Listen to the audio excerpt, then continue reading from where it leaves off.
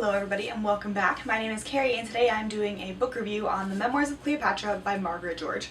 This book, to start off with, is 957 pages about Cleopatra VII. She was the last in the Ptolemy line, which had ruled Egypt for about 300 years. She had two older sisters, two brothers, one older, one younger, or no, both younger, and a younger sister. All of her siblings ended up dead. Most of them because they tried to take the throne either from her or her father and were then killed for it. I, for the most part, enjoyed this book. I gave it a 4 out of 5 stars. The pacing was the biggest problem for me, which I will get into in just a minute.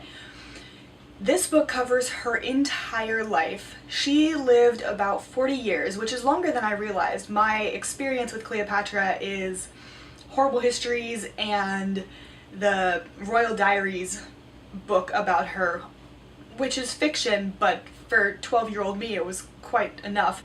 I really enjoyed seeing Cleopatra in a different light in this book. She is portrayed as this beautiful, but not in a traditional sense, smart, brave woman.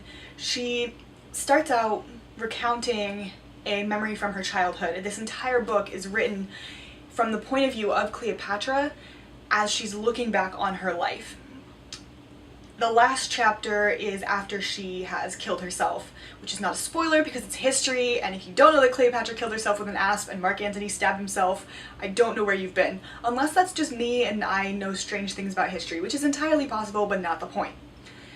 Anyway, again, it starts out with her childhood, reliving her mother's death, and then moves all the way through her childhood, which is the first 200 pages or so, and then slows way down when she meets Caesar, which I'm fairly certain is like 300 pages of the book, and then the rest of it is her and Mark Antony and their fight against Octavian, who was adopted by Caesar and became Caesar Augustus, which is why we have August as a month and nothing makes sense.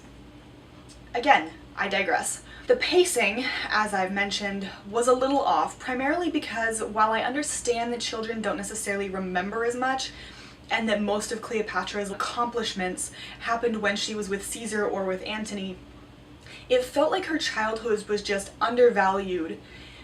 There were only maybe 200 pages spent on the first 20 years of her life, and considering she only lived maybe 40-ish, that seems like a gross undervaluement of the first 20 years of her life, which, to be honest, tend to create the person you're going to be. And she references her childhood several times, such as how politics play such a huge part in the Ptolemy ruling, or how they just automatically marry their brothers. She married both of her brothers, by the way.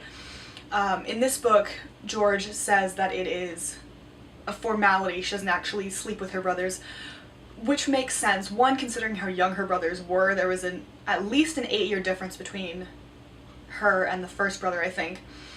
But also because she was busy having an affair with Caesar, and then she married Mark Antony and had their kids instead. So that makes sense. But we just know so little about her that this book was a really good articulation of the little we know about her, and it's a fantastic fictional account of a fascinating woman.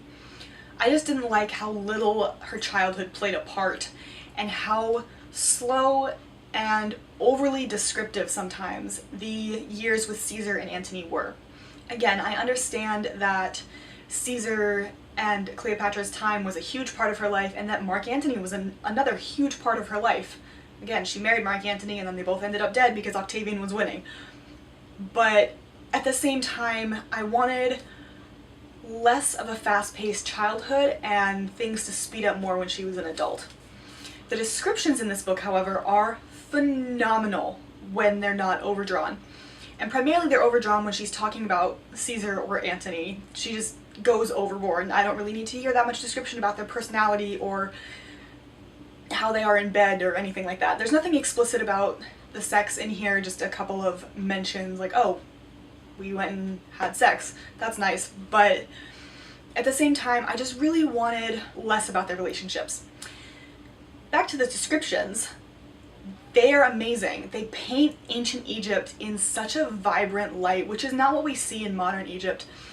We have this visual in our heads of Egypt being an enormously rich country, but this book does a fantastic job of making that real to us. For example, when Cleopatra decides to seduce Antony, basically, she brings a refitted out ship to Tarsus, I think it is, and the descriptions of it, she has a foot of rose petals laid on the deck of her ship. She has gold plates. She pretends to dissolve a pearl in vinegar and drinks it. And everybody gets to take home their gold cutlery and plates. She's just so beyond generous that it boggles the mind that any one country could have this much wealth. And it's beautifully told as well. There are so many moments where the whiteness of the marble in Alexandria are mentioned because Cleopatra is comparing Alexandria to other cities, be it Rome or Tarsus, Ephesus, etc. There are also many moments where Alexander the Great is mentioned because Cleopatra claims to have been descended from Alexander the Great.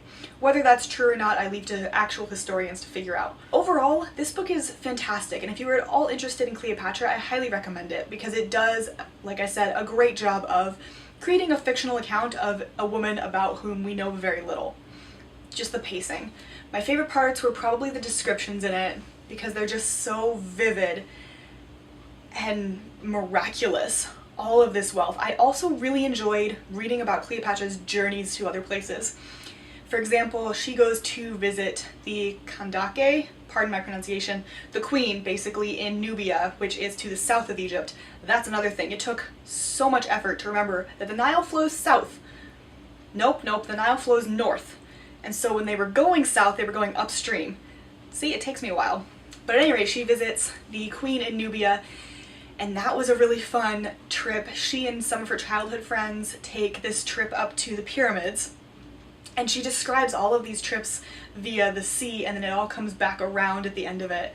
She goes to Rome, she goes to Ephesus, and she's also this woman who, as this book portrays fairly well, I think, doesn't back down. She is politically astute and willing to get her hands dirty, which I really appreciated because a lot of women are either not any of those things or they're not portrayed as that. And I think this book did a good job balancing both the portrayal and what she was according to the sources that we have, which are very few. That is all I have to say about this book because I think I've already started repeating myself a little bit. I do apologize, I'm a little bit featherbrained today. But at any rate, I hope you enjoyed this video. If you did, give it a big thumbs up down below, and if you want to see more content like this, hit that subscribe button down below. As always, I'll leave my Goodreads if you want to check out what I read, which, yes, includes this. But until my next video, bye.